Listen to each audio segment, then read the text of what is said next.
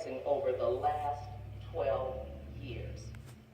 The success of the Fast Start plan will require coordination between the city, state, and federal officials, as well as funding from the Michigan legislature, the U.S. Congress, or both.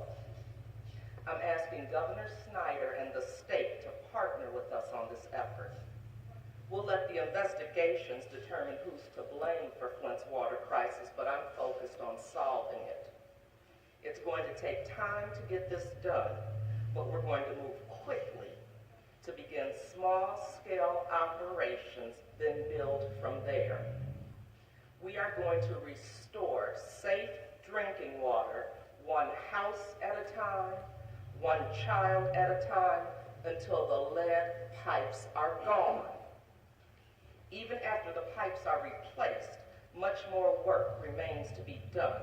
But my goal is to address all of the challenges facing Flint and its children so the birthplace of General Motors once again becomes a city of hope and possibility.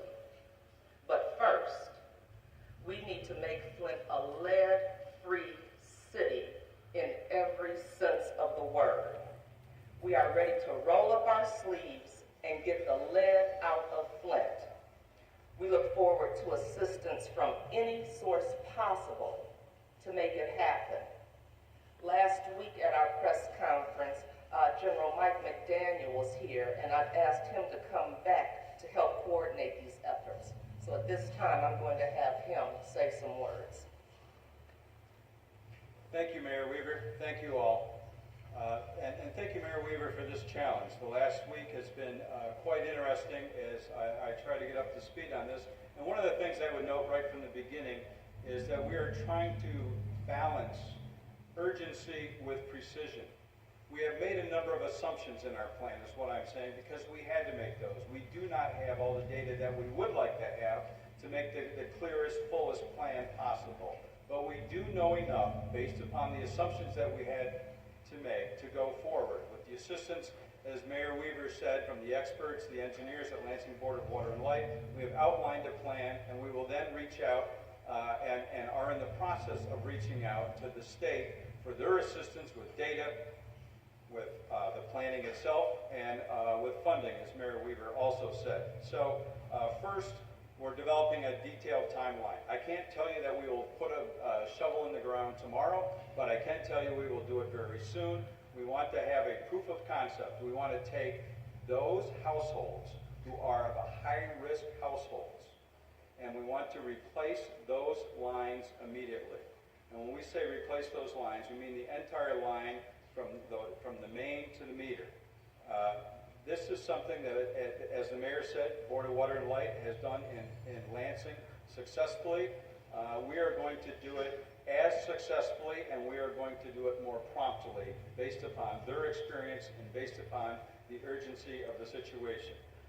I would also like to stress that the preliminary cost estimate is just that. It's just an estimate. Again, we are making assumptions as we are moving forward as strongly and efficiently as we can, but we have to balance, as I said, urgency with precision.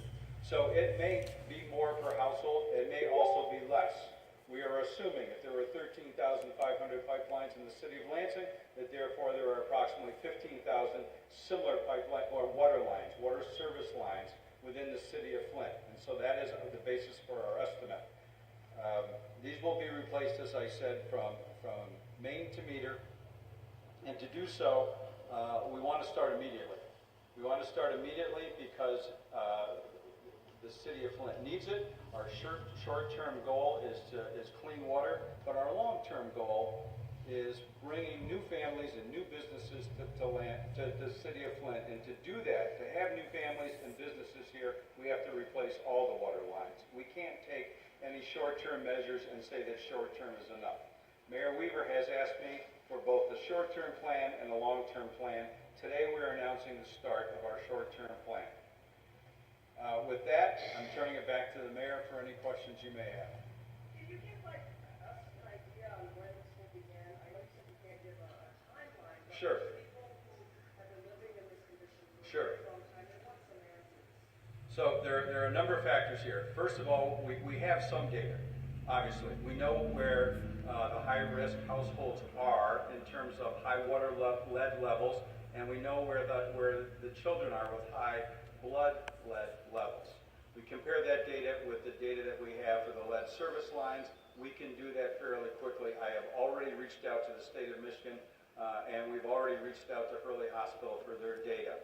So we have that data. Then the other factors are the weather, getting equipment to volunteer, or a supplemental appropriation. We are moving it as closely as we can, but we don't have the backhoes ourselves right now. We've got to beg and borrow. Are you talking about next week, 2 weeks from now, next month? I would say within the month. What are some structural consistencies for some of the high-risk households? What are some factors about the structures where they are? Well, I don't want to get into the households themselves. My thought here is, and it's sort of reverse logic, if you will. If we fully coat all the lead service lines and we still have lead in the house, then the families are never going to believe us if we say that it's not that lead service line, whether coated or not. So for the high-risk households, we have to eliminate that as any possible source of contamination from lead.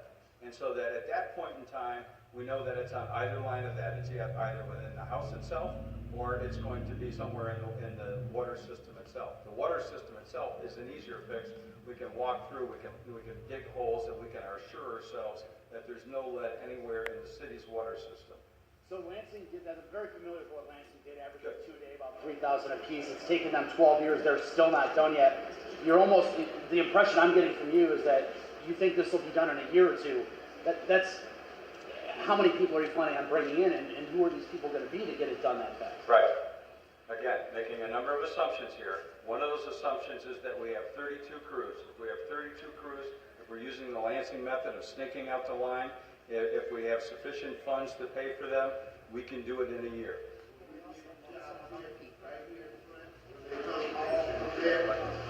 No, that's one of the things we were talking about, is we will partner with them because our staff will be involved as well. It will be City of Flint workers participating in this as well. So it's going to be joint. They're the ones that have done it.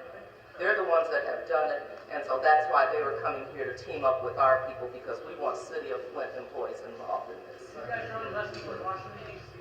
They've done some past when they ripped out lead lines, there were more problems with lead in the water. Yes, well, first of all, I've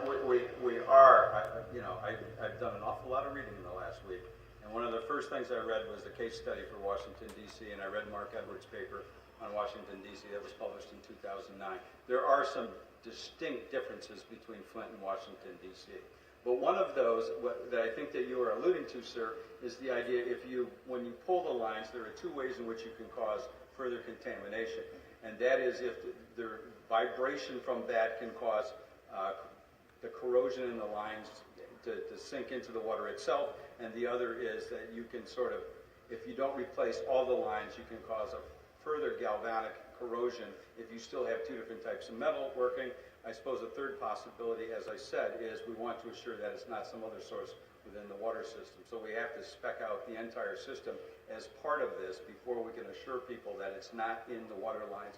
And therefore, if there remains then any lead contamination, we have to then find the source, which may be in the household, which may be from some other source.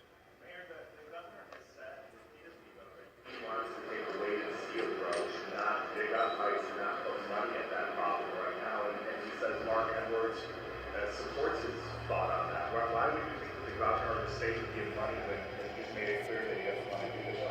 Because we're putting forward our plan, and we can't wait for that. We don't trust that, and we deserve new pipes. That's the only way this community is going to be confident, and people will stay here and people will come.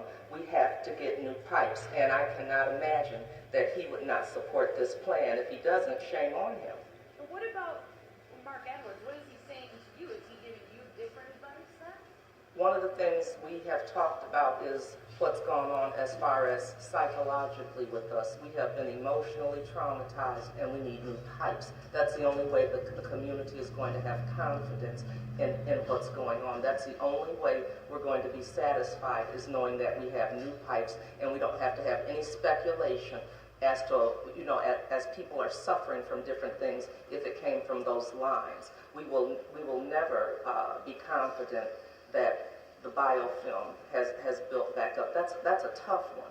That's a tough one for us, and we deserve new pipes because we did not deserve what has happened, but as a result of what has happened, we deserve not only new pipes, but we deserve supports and services for the kids and the families that have been impacted by this. All right, just for look, can you tell us, so where is ground zero? You have enough data to know where you want to start. Give us some of the steps you're sitting in. Tell us where you're getting these first. I can't do that yet.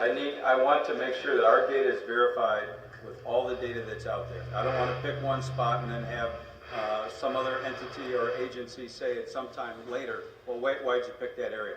So I have to compare our data with that with the state DEQ and HHS.